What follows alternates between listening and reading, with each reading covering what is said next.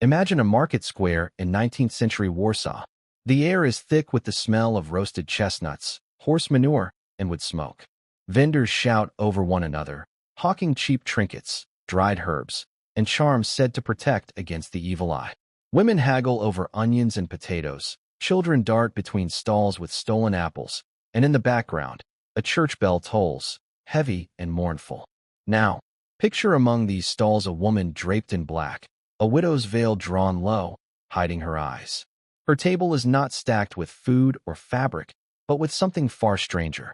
Tiny amulets carved from bone, powder wrapped in wax paper, little bottles filled with something dark and sticky that might be mistaken for wine, until one whispers that it was blood. Human blood. This is not a fairy tale, though it feels like one. This is not a vampire story dreamt up by Gothic writers in candlelit rooms. This is the story of the woman Warsaw came to call the widow, a figure of horror, rumor, and fascination. Some said she was a witch, a blood drinker who lured men into her bed only to drain them of life. Others insisted she was no supernatural creature, but far more terrifying. A desperate woman who murdered her lovers and sold their bones as charms to superstitious buyers in the open market. And like all legends, the truth lies tangled between fact and fiction. The widow of Warsaw, her name whispered in alleyways. Mothers threatened their children with her story, obey, or the widow will take you. For the men who sought her affection, she was both temptation and warning. For the authorities, she was a stain on their city, a reminder that beneath the surface of polite society, darker trades flourished. But who was she really? A calculated killer? A mentally unwell woman lost to grief and delusion? Or merely a victim of gossip, condemned by rumor until her story became larger than life? To answer that question, we must first understand the city itself, the Warsaw into which she emerged. Warsaw in the 1800s was not the proud capital we picture today. It was a city fractured, partitioned, and bleeding under foreign rule. Poverty clung to its streets like a fog. Entire families crowded into damp, windowless rooms. Disease spread easily, and superstition flourished in the absence of science and hope. This was a world where charms made from animal bones, teeth, or hair were believed to cure sickness, attract love, or protect from curses. And if an animal bone carried power, imagine how much stronger human remains must have seemed. Into this world stepped the widow. She was described as pale, thin, and unsmiling, a figure who seemed already half a ghost. She dressed in mourning clothes long after her husband's death, as though she lived in perpetual grief. Yet grief was not the only thing she carried. Behind her veil, there was a hunger. Rumor claimed she had a taste for blood, that she lured men into her home with promises of comfort, only for them to vanish, never seen again.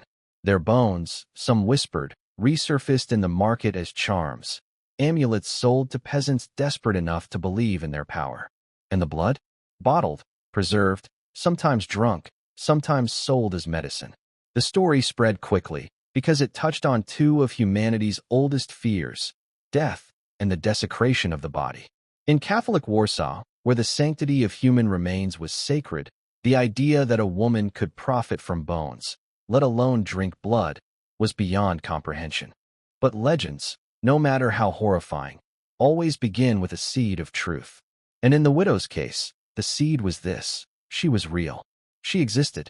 She walked the same streets, breathed the same foul city air, and lived among the people who whispered about her. What we do not know is how much of her legend was true. Did she really kill? Did she really drink? Or did a grieving widow, eccentric and poor, simply fall victim to a society eager to make monsters of women who did not conform? That uncertainty is what makes her story so enduring. Close your eyes and imagine again that Warsaw marketplace. Picture the flickering torchlight at dusk, the shadows deepening between wooden stalls. Imagine standing before her table, staring at charms made of something pale and smooth. Bone.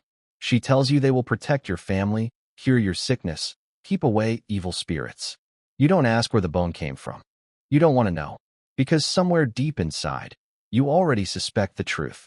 This is the story we are about to unfold. The story of the widow of Warsaw, the woman who blurred the line between folklore and crime, between superstition and horror. Over the next hour, we will peel back the layers of her tale, the desperate city that gave birth to her legend, the crimes she was accused of, the blood rituals, the bone markets, and finally, the question that lingers like a shadow over her memory. Was she a monster who murdered for profit and thirst? Or was she something even darker? A mirror held up to a society so broken that it created her in the first place? The answers lie buried in history's dust and whispered through Warsaw's forgotten alleys. And as we follow her footsteps, we must remember, every legend, no matter how grotesque, is rooted in human truth. And the truth is always bloodier than the myth. To understand the widow of Warsaw, we must first step into the city she called home. A Warsaw far removed from the elegant postcards of palaces and cobblestone streets. In the late 1800s, this city was a patchwork of despair and resilience, a place where shadows stretched longer than the daylight, and survival often demanded more than courage. It demanded cunning. Warsaw was a city under foreign rule, partitioned by powers that treated its people as little more than subjects. Russian soldiers marched its streets, reminding citizens of the cost of rebellion. Taxes were high, jobs scarce, and many families lived crammed together in one room, the air thick with smoke, mold, and disease. Childhoods were short, dreams shorter. In this environment, superstition flourished. Folk beliefs were not just quaint traditions, they were lifelines. If medicine failed, charms might succeed. If the clergy could not protect, a talisman or a whispered spell might. In a city where life was cheap and death was constant, desperate people clung to anything that promised control over fate. Markets were the heart of this world. Crowded, chaotic, pungent with the smells of rotting vegetables, horse dung, and burnt bread. Vendors hawked everything from dried herbs to handmade dolls. But also, in the shadows of the stalls, were those who traded in the more macabre, bones, blood, and charms thought to hold magical power. It was in these very streets that the widow of Warsaw would make her first mark. Life in Warsaw was not fair. Women, especially widows, were vulnerable. A woman without a husband often faced destitution, mocked and mistrusted by society, forced to navigate a world designed to ignore her existence. In such a harsh environment, survival sometimes required bending the rules, and bending them further than most could imagine. It is here that we begin to see the contrast that would define the widow's legend, the innocent facade of a grieving widow hiding the possibility of horror beneath. The desperation of the streets created a perfect stage for her, if indeed she was capable of the crimes history attributed to her. Poverty fueled not only cunning, but also fear. Warsaw was a city in which the lines between the natural and supernatural blurred. A cough could be a common illness, or a sign of a curse. A sudden death could be the will of God, or the work of a witch.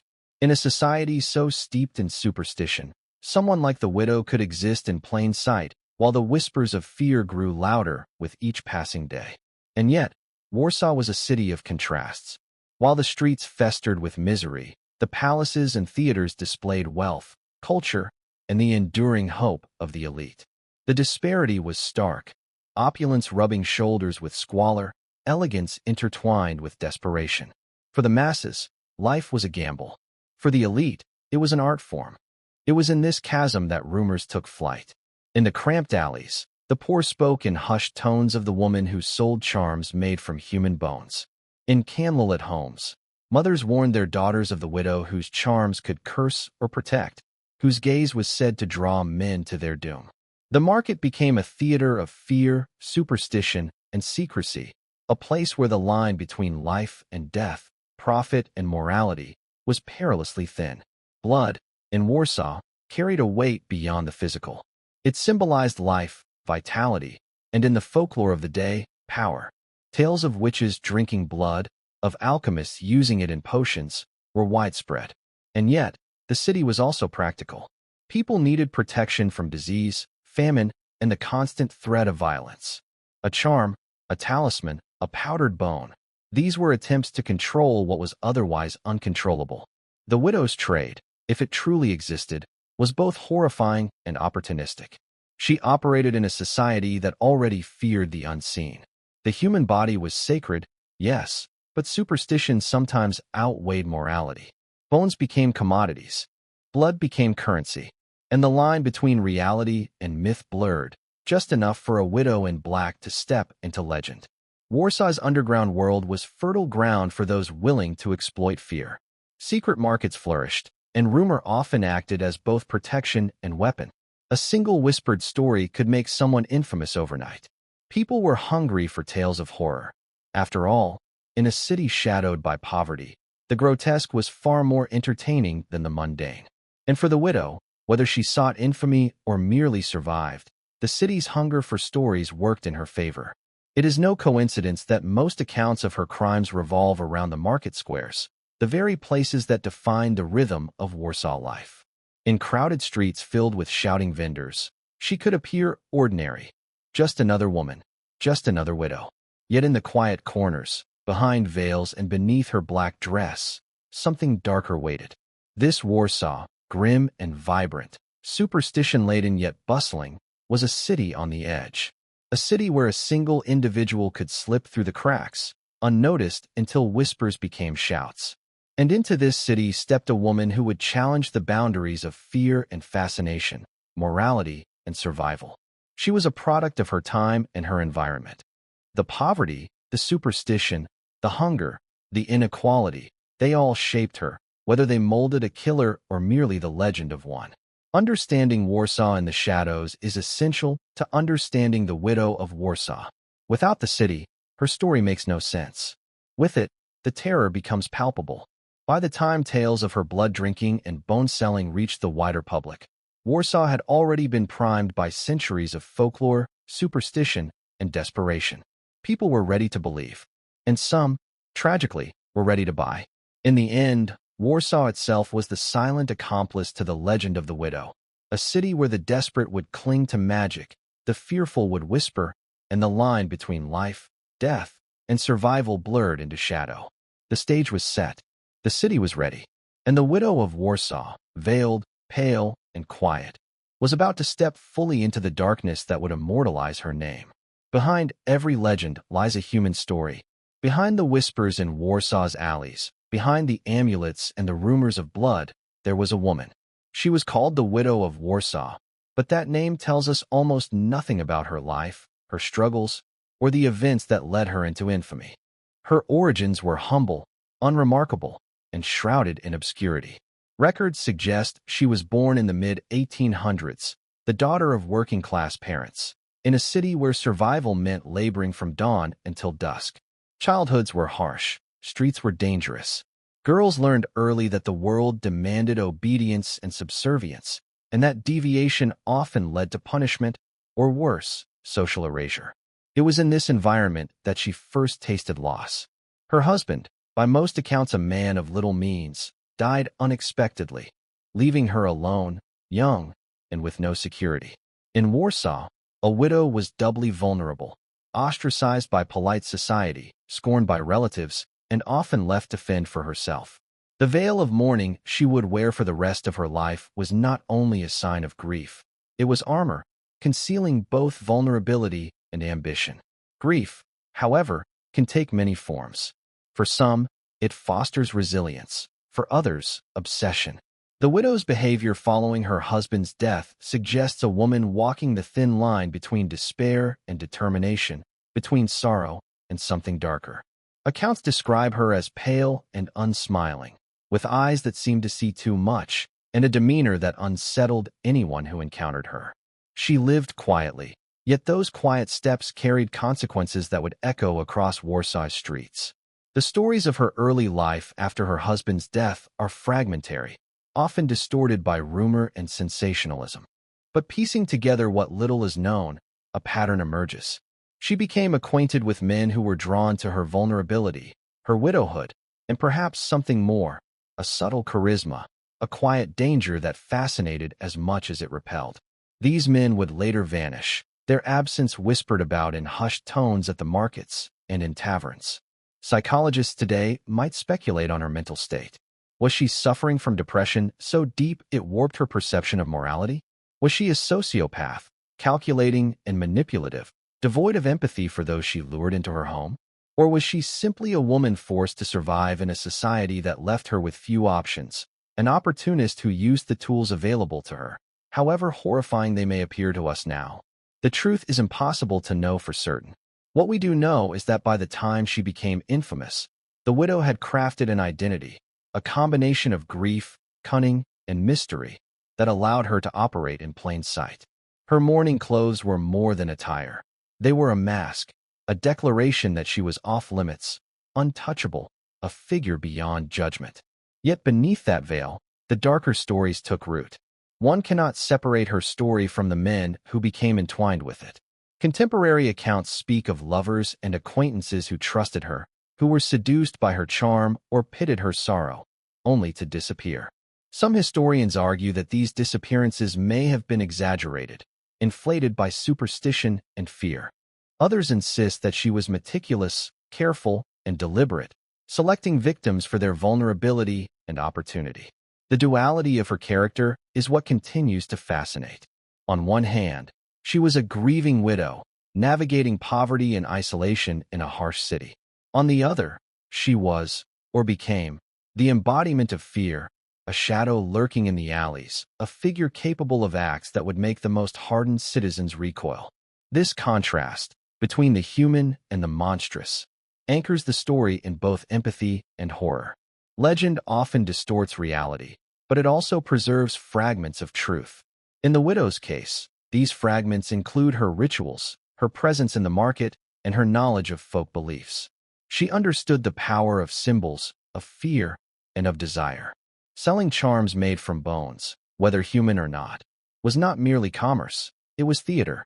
It was a way to assert control in a world that had offered her none, and to manipulate the hopes and fears of those around her. Her intelligence, her ability to navigate social spaces, and her skill at leveraging superstition all suggest a woman who was not only cunning but deeply aware of human psychology. She understood that horror has currency. She understood that a whispered story can travel faster than any truth, and that perception often outweighs reality. And yet, despite the darkness attributed to her, she was human. She ate, she slept, she feared the authorities. She may have mourned her husband genuinely, struggled with loneliness, or even desired companionship.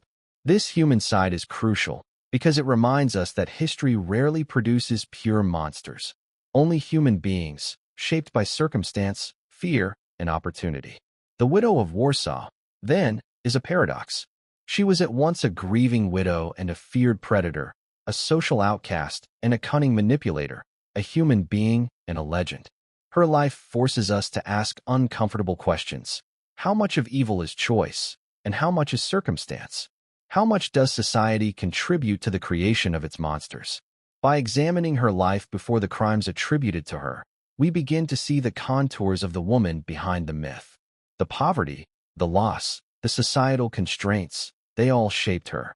But they do not fully explain the legend that would come to define her. That requires looking beyond the woman herself and into the acts that transformed whispers into horror, curiosity into fear, and a grieving widow into the widow of Warsaw. In the next section, we will delve into the heart of the story, the alleged crimes, the rituals of blood and bone, and the chilling tales that turned her into a figure of both terror and fascination. This is where history and horror collide, and where the city she called home becomes both stage and accomplice to one of the most infamous figures in Warsaw's shadowed history. The stories are gruesome, and the city of Warsaw seemed both witness and accomplice. According to contemporary accounts, the widow did not merely survive by selling food or wares in the bustling markets. She allegedly preyed upon the men who trusted her, lured them into her home, and committed acts that blurred the line between human atrocity and supernatural legend. Her methods were said to be meticulous. She would appear vulnerable, dressed in the black of mourning, her eyes downcast, her voice soft with sorrow. Men, drawn by sympathy or fascination, would visit her home. Some reports claim she used charm, seduction, and even promises of fortune or love. And then, as the doors closed behind them, they vanished. Bodies, when discovered, or rumored to have been discovered, were found stripped of anything of value. What remained were bones, which she allegedly cleaned, carved, and polished. These bones were then sold in the markets as charms, talismans, or amulets. Buyers came not just for superstition, but for protection against curses, disease, and evil spirits.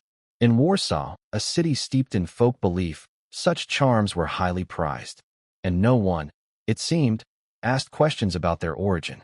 The blood-drinking element of her legend adds another layer of horror. Some sources suggest that she preserved bottles of human blood, drinking it as part of occult rituals, or selling it to desperate individuals as medicine. The practice was horrifying, taboo, and an affront to Warsaw's Catholic sensibilities.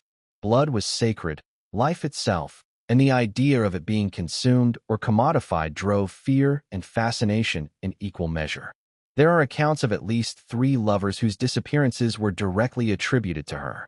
In one story, a young merchant, eager to marry, visited her for comfort after hearing of her widowhood. Neighbors reported seeing him enter her home, smiling and relaxed, but he never emerged. Soon after, similar tales spread about other men. The pattern fueled speculation. Each man disappeared after contact with the widow, and rumors began to circulate about the fate of their remains. The market, once a place of survival and community, became a stage for horror. On stalls scattered across Warsaw, her supposed products, bones and charms, were displayed openly. Some were small, carved tokens, perhaps resembling human fingers or phalanges. Others were more abstract, powders made from crushed bones, wrapped carefully in paper or cloth. A desperate mother might purchase one, believing it could protect her child from sickness or evil spirits. A merchant might buy another, thinking it would bring luck in trade. None knew the truth, or perhaps none wanted to. There are claims that she did not act alone in this macabre trade. Some suggest she had accomplices, friends or servants who helped procure victims or manage the grisly preparations. Others insist she worked entirely alone, meticulously crafting charms, cleaning bones, and bottling blood with painstaking care. This independence, whether fact or exaggeration, added to her mystique. A woman working alone in a male-dominated society, manipulating death itself, it was a story the city could not ignore. Historians caution that not all of these tales are verifiable. Warsaw's records from the period are fragmented, and rumor often became indistinguishable from fact. Yet even skeptics concede that her presence in the markets and the disappearances of several men align too neatly to dismiss entirely. There was something in her behavior, something about her widowhood, her veiled presence, and the objects she sold that terrified the city. Some of the most chilling accounts describe the precision with which she allegedly conducted her acts. Bones were reportedly cleaned of flesh and polished. Charms were crafted with care, sometimes inscribed with symbols or painted. The transformation of human remains into objects of utility and superstition blurred the boundary between life and death. These acts, whether entirely factual or partially legend, amplified her reputation, turning her into a figure who seemed larger than life and darker than any ordinary criminal. Why did the city allow this to continue, at least for a time? Partly because of fear, partly because the victims were often men whose disappearances could be explained away or whose families were powerless to challenge the authorities, and partly because superstition created a veil over morality. If bones and charms could protect from evil, who dared question the source too closely? The market became both sanctuary and stage for her legend, and the shadows of Warsaw's streets concealed more than just poverty. They concealed horror. In retelling these crimes, one cannot ignore the psychological aspect. The widow's alleged rituals were not merely about survival or profit. They were about power. By luring men, taking their lives, and transforming their remains into charms, she gained control over life and death. She turned grief, fear, and superstition into tools for domination. In a society that left her vulnerable, she allegedly became the master of terror. Yet, despite the horror, there were moments that hint at her humanity, or perhaps at the complex psychology that fueled her legend. She did not indiscriminately kill. She selected her victims, often men who entered her life through charm or pity. There are reports of her expressing sorrow at their disappearances or claiming she was protecting them from greater harm. Whether this was manipulation, delusion, or genuine grief, it added nuance to a story that could easily be painted in stark black and white terms. The macabre details, the blood, the bones, the markets, are what cemented her notoriety, but the fear they inspired ensured that her legend outlived the factual record. Stories of the widow spread far beyond Warsaw, whispered in neighboring towns, carried by travelers, and preserved in folklore long after the events themselves. Her crimes, or her legend, became inseparable from the city, a cautionary tale about the dangers of desire, superstition, and unchecked fear. By the time authorities intervened, the widow's reputation had already solidified. Whether she had truly committed all the acts attributed to her, or whether the legend had grown in the telling, the city was captivated and terrified. The combination of poverty, superstition, human vulnerability, and the audacity of a woman navigating those forces created a narrative that was impossible to ignore. In the next section, we will explore how these whispers became action, the investigation, the discovery of evidence, and the trial that would decide whether the widow of Warsaw was monster, victim, or something in between. This is where reality and myth collide fully, and the city finally confronts the woman who had haunted its shadows for so long. The rumors of the widow of Warsaw had lingered for years, whispered from stall to stall, alley to alley. But whispers have a way of growing louder until they can no longer be ignored. By the time the authorities took notice, panic had already gripped the city. Mothers pulled children close as they passed crowded markets. Merchants cast suspicious glances at every widow in black. The city itself seemed to hold its breath, waiting for the inevitable revelation. It began with small discoveries. A suspicious vendor noted that some charms appeared unusually human. A butcher reported missing bones from his stockpile, and neighbors remembered men who had visited the widow's home and never returned. Individually, these incidents might have been dismissed, but taken together, a pattern emerged that authorities could no longer ignore. The police, limited by the bureaucracy and corruption of the era, initially moved cautiously. They relied on informants, whispered confessions, and observation. Officers reported being uneasy, not just because of what they might find, but because the fear surrounding the widow was contagious. Citizens were reluctant to speak openly, fearing reprisal or superstition. Yet in hushed conversations, the stories became chillingly consistent. The widow had lured men, and where she went, death seemed to follow. Then came the market discoveries. Stalls that had been thriving for years were suddenly implicated in selling charms that might contain human remains. Buyers were interviewed, and some reluctantly admitted purchasing the macabre trinkets. Bones, wrapped in paper and smoothed to resemble talismans, were traced back to the widow's household. One neighbor swore they had seen her polishing the bones, whispering prayers over them. The city recoiled in horror. Panic spread faster than any investigation could keep up with. People stopped visiting markets, merchants closed stalls, and rumors of the widow's supernatural powers intensified. She was no longer merely a suspect. She had become a symbol of the darkness that lurked beneath Warsaw's surface. Some whispered that she could see through doors, curse families, or manipulate fate itself. Others maintained that she was simply clever, exploiting fear for profit. Authorities finally acted. A raid on her home revealed disturbing, if incomplete, evidence. Bottles of dark liquid that were believed to be blood, carefully wrapped bones, and personal items belonging to missing men. The city's reaction was one of shock and fascination, as crowds gathered outside her residence, straining to see the woman who had haunted the streets for so long. The trial was sensational. Newspapers reported every detail, blending fact and rumor into a narrative that gripped the public imagination. Witnesses described the widow's interactions with men, the charms she sold, and the ritualistic preparation of bones and bottles.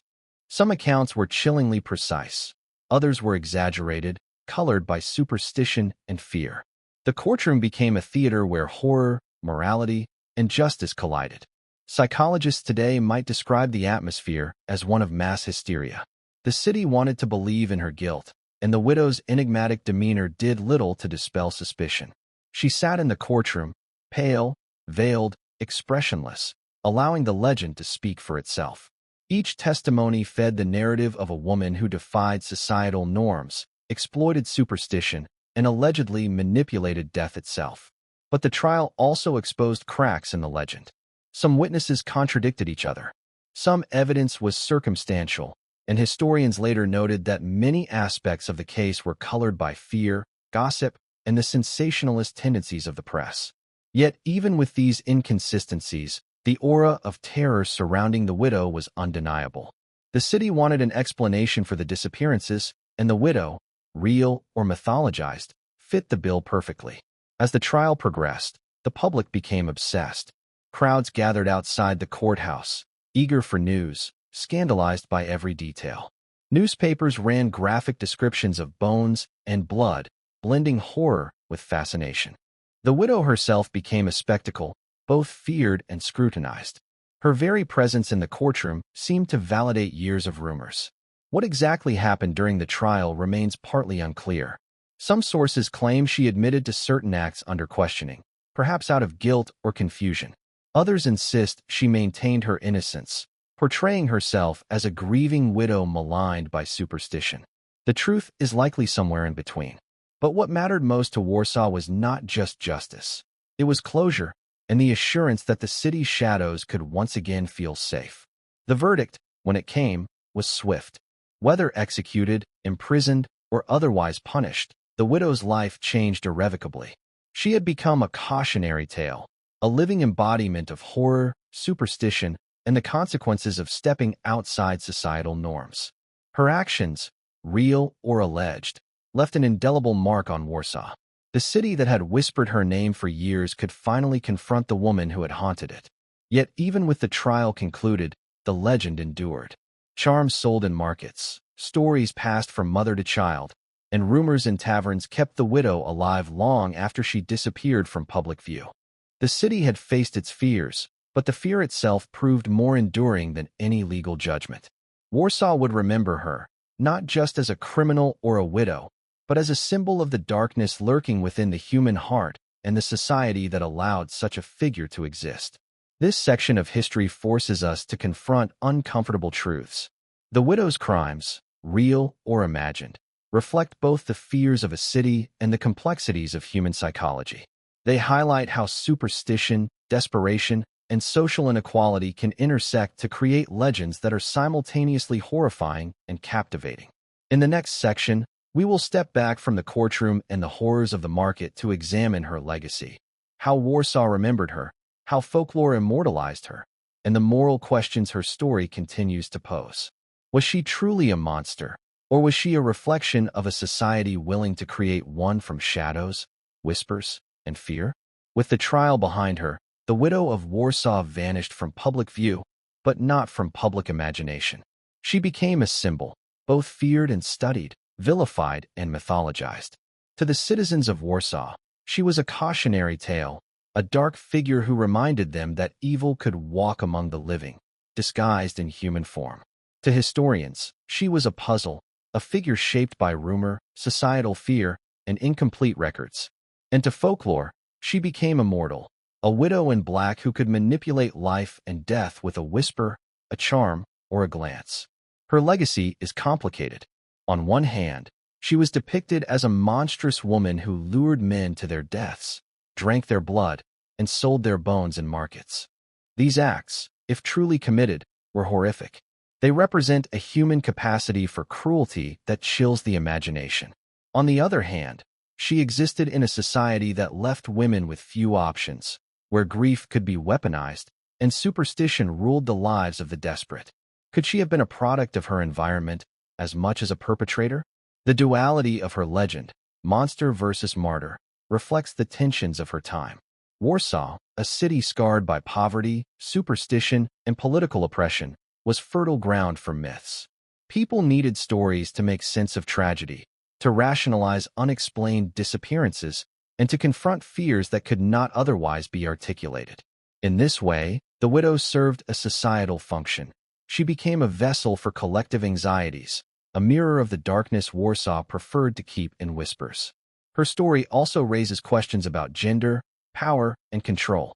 Women in her era were often marginalized, their choices constrained by social norms and economic pressures.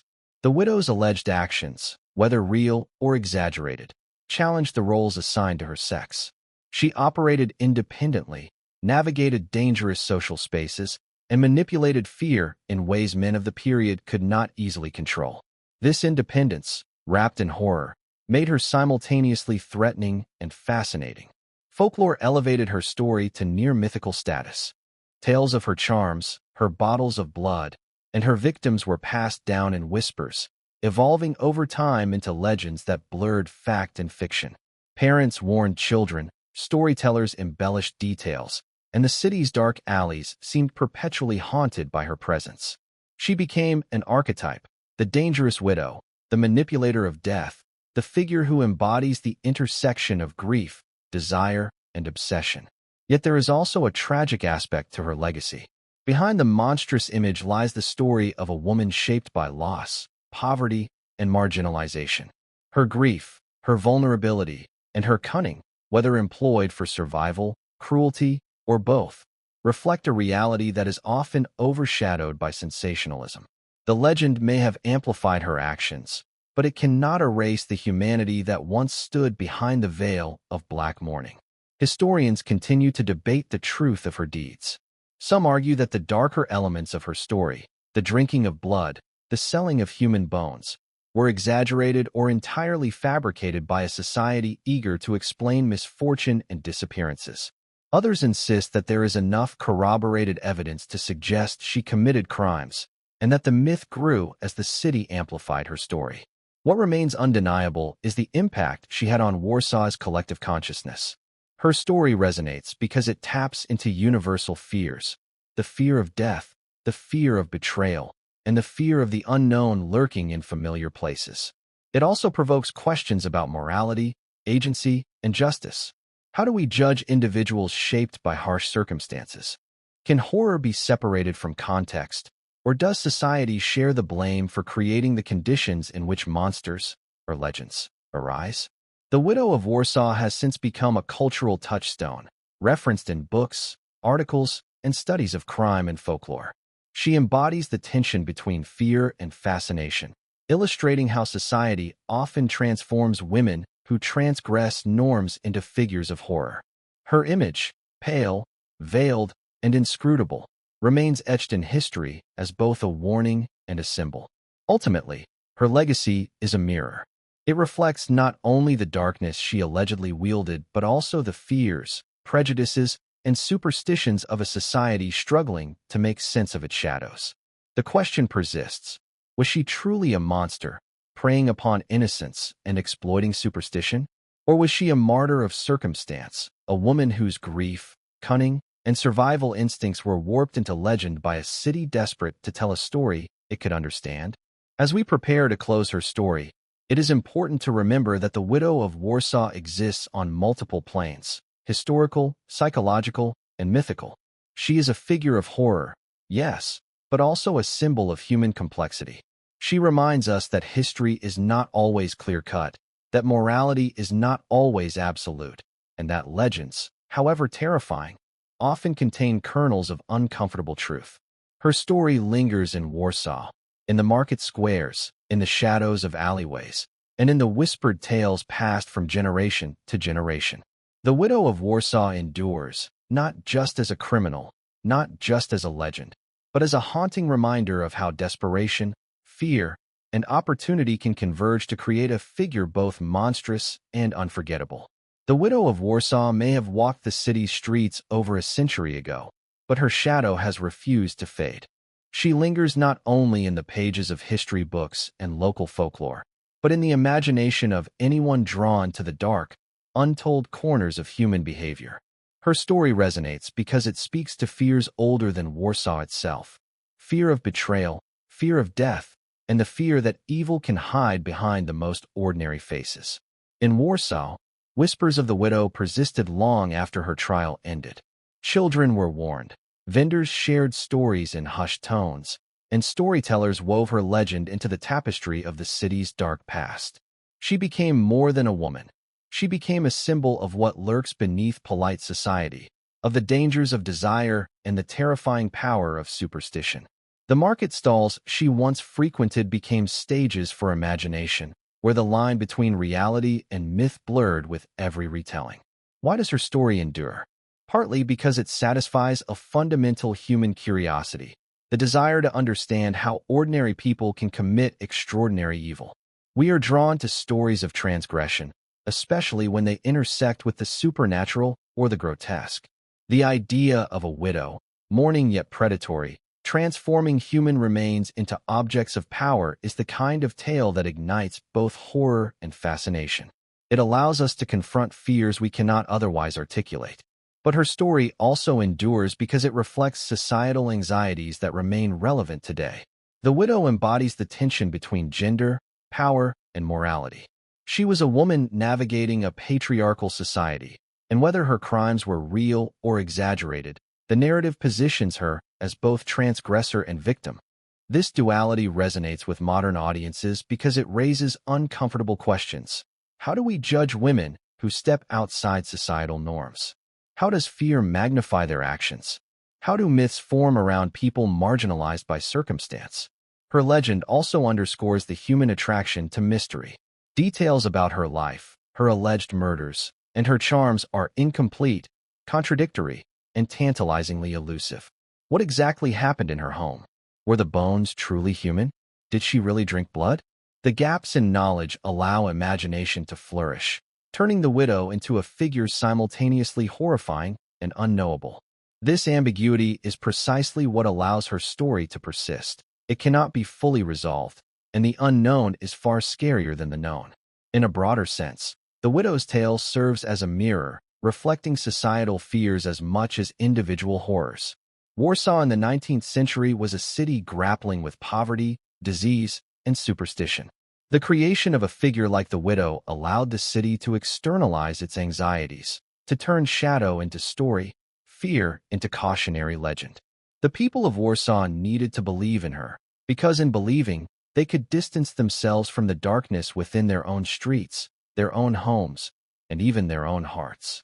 Even today, historians and true crime enthusiasts return to her story because it exists at the intersection of history and psychology, crime and folklore, human behavior, and supernatural myth. The Widow of Warsaw forces us to consider uncomfortable truths, that monsters can arise from desperation, that fear can distort reality, and that human behavior is never entirely comprehensible. Her story also resonates because it is timeless. Across centuries and cultures, humans have been fascinated by figures who break the rules, exploit fear, or manipulate life and death. Vampires, witches, and serial killers occupy a similar space in collective imagination. The Widow of Warsaw is a uniquely human counterpart, grounded in history, yet almost mythic in her acts. She reminds us that horror is not just the product of fiction.